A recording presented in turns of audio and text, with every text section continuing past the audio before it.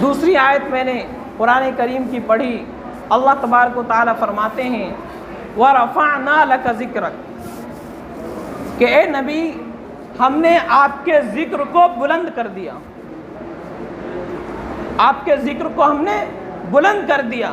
ساری دنیا کے اندر آپ کا ذکر ہوگا، جہاں جہاں اللہ کا ذکر ہوگا، جہاں جہاں اللہ کا نام لیا جائے گا، وہاں وہاں رسول اللہ کا نام بھی لیا جائے گا، وہاں وہاں پر رسول اللہ کا بھی ذکر ہوگا۔ یہ بات ہم دیکھتے ہیں، آدمی نماز پڑھتا ہے، شروع کرتا ہے اللہ اکبر، اللہ کے نام سے نماز کی شروعات ہو رہی ہے، اللہ کا ذکر کر رہا ہے نماز کے شروع میں، لیکن اس وقت تک اس آدمی کی نماز نہیں ہو سکتی جب تک وہ السلام علیکم ایھا النبی نہ کہے، نبی کا تذکرہ نہیں کرے گا تو نماز بھی نہیں ہوگی۔ تو اللہ کا جہاں جہاں ذکر ہوگا وہاں وہاں رسول اللہ کا بھی ذکر ہوگا۔ یہ مطلب ہے ہم نے آپ کے ذکر کو بلند کر دیا۔ آپ کلمے میں دیکھیں لا الہ الا اللہ محمد رسول اللہ، اللہ کا نام آیا تو رسول اللہ کا بھی نام آیا۔ آپ نمازوں میں دیکھیں، اذان میں دیکھیں اللہ اکبر اشہد ان لا الہ الا اللہ، تو آگے اشہد ان محمد رسول اللہ بھی۔ نماز میں دیکھیں، ہم ایک طرف اللہ کی بڑائی بیان کر رہے ہیں، اللہ کی تعریف کر رہے ہیں، ثنا سبحانک اللہم و بحمدک، تو وہیں دوسری طرف نبی پر درود بھی بھیج رہے ہیں، السلام علیکم ایھا النبی اللہم صلی علی محمد۔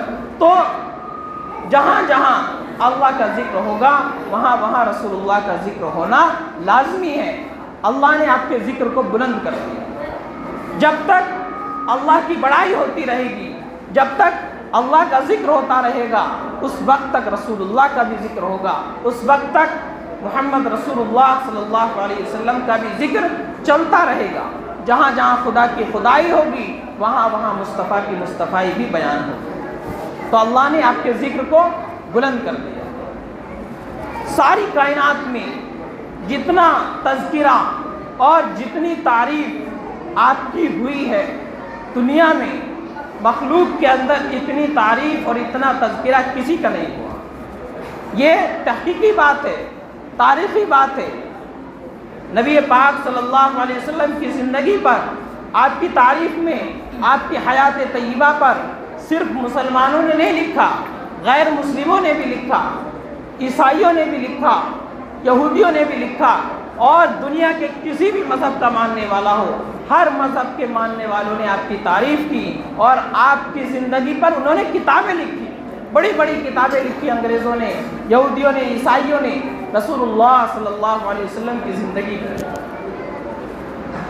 ایک شخص نے، مسلمان نہیں تھا، لیکن اس نے کتاب لکھی The 100 بڑے بڑے آدمیوں کا اس نے تذکرہ کیا، دنیا کے 100 بڑے بڑے آدمی۔ تو سب سے پہلا مقام ان 100 آدمیوں میں محمد رسول اللہ صلی اللہ علیہ وسلم کو اس نے دیا۔ حالانکہ مسلمان نہیں ہے، حضور کو نہیں مانتا، قرآن کو نہیں مانتا، اسلام کو نہیں مانتا، لیکن جب وہ سچائی کے ساتھ، انصاف کے ساتھ لکھنے کے لیے بیٹھا اور اس نے طے کیا کہ میں دنیا کے 100 بڑے بڑے لوگوں کا تذکرہ کروں گا اپنی کتاب کے اندر، تو ان 100 لوگوں میں سب سے پہلا مقام اور سب سے پہلا نام محمد الرسول اللہ کا۔ تو یہ مطلب ہے وَرَفَعْنَا لَكَ ذِكْرَكَ، کہ نبی ہم نے آپ کے لیے آپ کے ذکر کو بلند کر دیا۔ آپ کا ذکر ہمیشہ چلتا رہے گا، آپ کا ذکر ہمیشہ بلند رہے گا، آپ کا نام ہمیشہ اونچا رہے گا، آپ کے نام کو کبھی زوال نہیں ہو سکتا، آپ کا نام کبھی نیچے نہیں ہو سکتا۔ فقط ایک نام محمد ہے جو بڑھ کر کبھی گھٹا نہیں، فقط ایک نام محمد ہے جو بڑھ کر کبھی گھٹا نہیں، ورنہ پنہاں ہر عروج میں زوال۔ دنیا کی تاریخ ہے، دنیا کا قانون ہے، جو بھی اونچائی پر جاتا ہے ایک دن اس کو نیچے آنا پڑتا ہے۔ ایک زمانہ ہوتا ہے کسی کی اونچائی کا، کسی کے اڑان بھرنے کا ایک زمانہ ہوتا ہے، لیکن بالآخر اسے ایک دن نیچے آنا پڑتا ہے۔ لیکن ایک محمد صلی اللہ علیہ وسلم دنیا کی تاریخ میں ایسا نام ہے، اور اس کائنات کے اندر ایسا نام ہے کہ جب سے یہ بڑھا ہے بڑھتا ہی جا رہا ہے، بڑھتا ہی جا رہا ہے، آج تک یہ گھٹا نہیں، اس کے عروج کو کبھی زوال نہیں لگی۔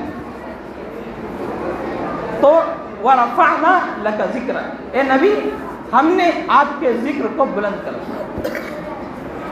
اب کوئی آدمی اگر نبی پاک صلی اللہ علیہ وسلم کی شان میں گستاخی کرتا ہے، آپ کو برا بھلا کہتا ہے اور آپ کے بارے میں نازیبا نامناسب کلمات اپنی زبان سے نکالتا ہے، تو اس سے حضور کی شان میں کوئی فرق پڑنے والا نہیں ہے، بلکہ جو آدمی آپ کو برا کہہ رہا ہے، جو آپ میں کمیاں نکال رہا ہے اور جو آپ کے بارے میں نامناسب کلمات کہہ رہا ہے، اس آدمی کی خود اپنی بربادی اس کے اندر ہے۔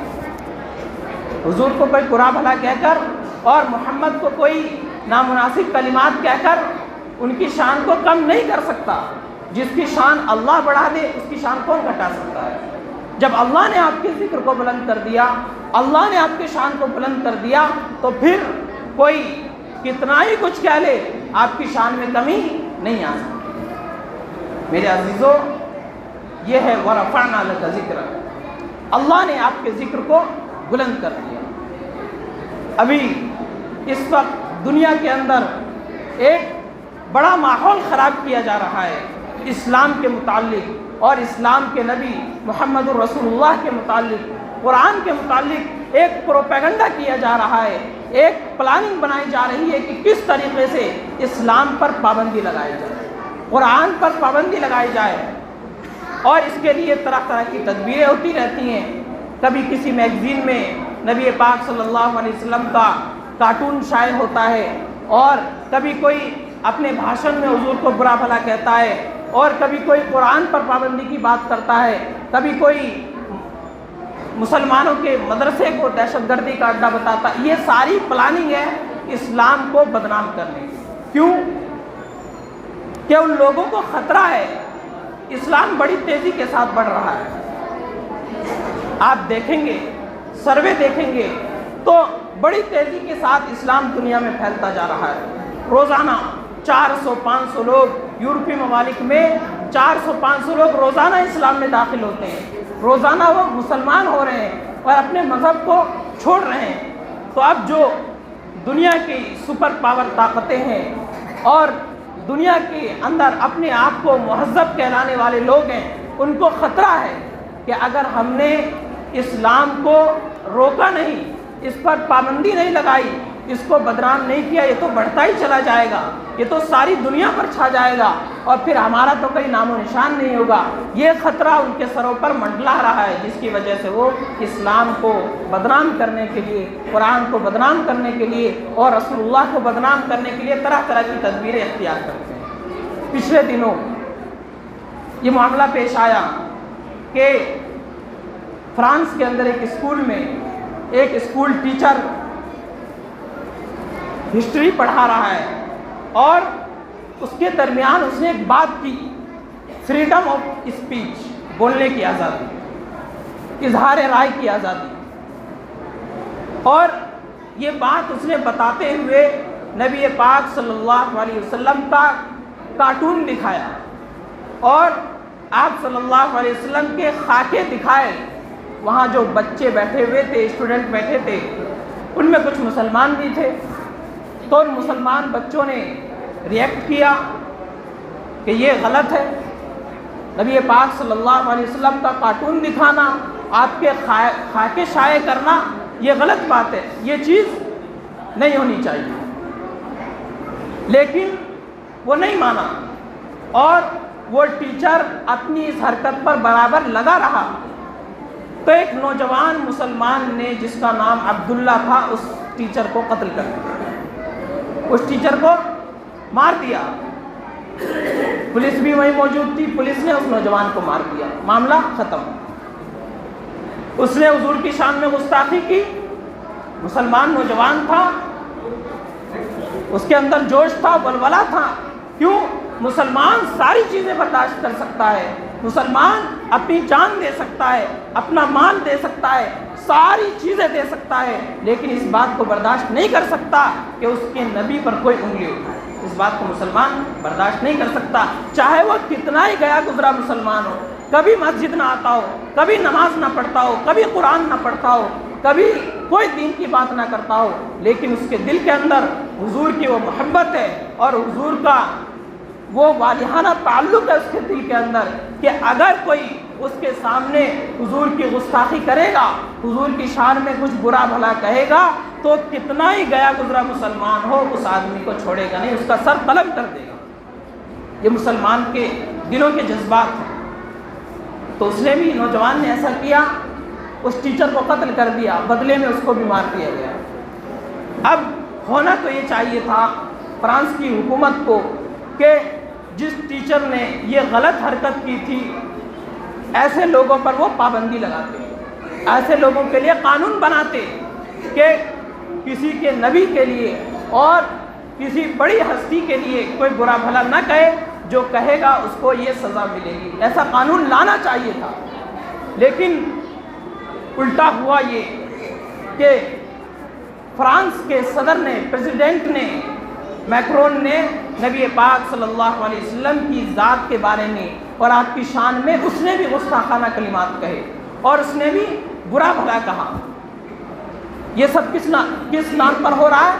فریڈم آف اسپیچ، بولنے کی آزادی، اظہار رائے کی آزادی۔ اظہار رائے کی آزادی اور بولنے کی آزادی کا مطلب یہ نہیں ہے کہ ہم جو چاہے بول دیں، جو منہ میں آئے ہم نے بول دیا، یہ مطلب نہیں ہے۔ اسپیچ، بولنے کی آزادی کا مطلب یہ ہے کہ آپ اپنی سچی باتوں کو، آپ اپنی اچھی باتوں کو ساری دنیا کے سامنے بغیر کسی ڈر کے، بغیر کسی خوف کے کھلے عام بول سکتے ہیں۔ آپ کو کسی سے ڈرنے کی ضرورت نہیں ہے، لیکن بات سچی ہونی چاہیے، بات صحیح ہونی چاہیے، اس بات سے کسی کو تکلیف نہیں ہونی چاہیے۔ یہ مطلب ہے فریڈم آف اسپیچ کا، یہ مطلب ہے بولنے کی آزادی کا۔ یہ نہیں کہ بولنے کی آزادی کا مطلب کہ آپ مسلمانوں کے نبی کو برا بھلا کہیں، کروڑوں مسلمانوں کے دلوں کو آپ مجروح کریں، ان کے جذبات سے آپ کھیلیں، یہ بولنے کی آزادی کا مطلب نہیں ہے۔ تو انہوں نے بھی یہی کیا۔ اس کے بعد دنیا کے اندر جو ہنگامہ ہو رہا ہے وہ آپ لوگ بھی سوشل میڈیا کے ذریعے آپ تک بھی پہنچ رہا ہوگا کہ ترکی کے صدر نے ان کے بارے میں کہا کہ اس کو اپنے دماغ کا علاج کرانا چاہیے، یہ پاگل ہو گیا ہے۔ پھر اس کے بعد جو ہنگامہ شروع ہوا ہے اور فرانس کے اندر مسلمانوں کے ساتھ جو سلوک ہو رہا ہے، مسجدوں پر تالا اور مسلمانوں کے گھروں پر جگہ جگہ چھاپہ ماری ہو رہی ہے اور مسلمانوں کو طرح طرح سے پریشان کیا جا رہا ہے، یہ سب اس کے اندر ہو رہا ہے۔ تو ہمارے مسلم علماء نے، ہمارے بزرگوں نے یہ ترتیب پیش کی ہے کہ دنیا کے اندر جہاں کہیں بھی مسلمان بس رہے ہیں، خصوصاً مسلم دیشوں کے جو حکمراں ہیں اور جو مسلم ممالک ہیں، وہاں پر فرانس کے پروڈکٹ کا بائیکاٹ ہونا چاہیے۔ کوئی بھی فرانسیسی پروڈکٹ نہ خریدے، چاہے اس کا کوئی بھی پروڈکٹ ہو مسلم ممالک میں، اور یہ عمل ہو رہا ہے سعودیہ میں، مصر میں، قطر میں اور لبنان میں، جہاں جہاں اسلامی دیش ہے، مسلم ممالک ہے، وہاں پر اس پر پابندی ہو رہی ہے اور وہاں کے سپر مارکیٹ سے ان کے پروڈکٹ کو ہٹایا جا رہا ہے، کیونکہ کسی بھی بڑی طاقت کو اور جس کو اپنی دولت پر، اپنی طاقت پر گھمنڈ ہو، اس کو گھٹنوں پر لانے کا ایک طریقہ یہی ہے کہ اس کا اکنامک طریقے سے اس کا بائیکاٹ کیا جائے۔ جب ارتھ ویوستھا گرے گی اور جب اکانومی خطرے میں آئے گی، جب جی ڈی پی خطرے میں پڑے گی، تو اچھے اچھے کی نانی یاد آ جاتی ہے۔ تو یہ طریقہ ہے کسی کو گھٹنے پر لانے کا۔ اب سے پہلے اسرائیل نے بھی یہ کام کیا تھا، اور جب ان کے خلاف بائیکاٹ شروع ہوا تو گھٹنے پر آنے پر وہ مجبور ہوا اور اس نے مسلم ممالک سے معافی مانگی۔ تو ہماری اور آپ کی رسول اللہ صلی اللہ علیہ وسلم سے محبت کا تقاضا یہ ہے کہ جنہوں نے حضور کی شان میں گستاخی کی ہے، ہم کم سے کم اتنا کریں۔ یہ کم سے کم ریئیکٹ ہے مسلمانوں کی طرف سے، کم سے کم اتنا کریں کہ جو حضور کا دشمن ہے وہ ہمارا بھی دشمن ہے، ہم اس کے پروڈکٹ کو نہیں لیں گے، اس کا پروڈکٹ ہم نہیں کھائیں گے۔ اللہ ہم سب کو بات سمجھنے کی توفیق عطا فرمائے۔ وآخر دعوانا ان الحمد للہ رب العالمین۔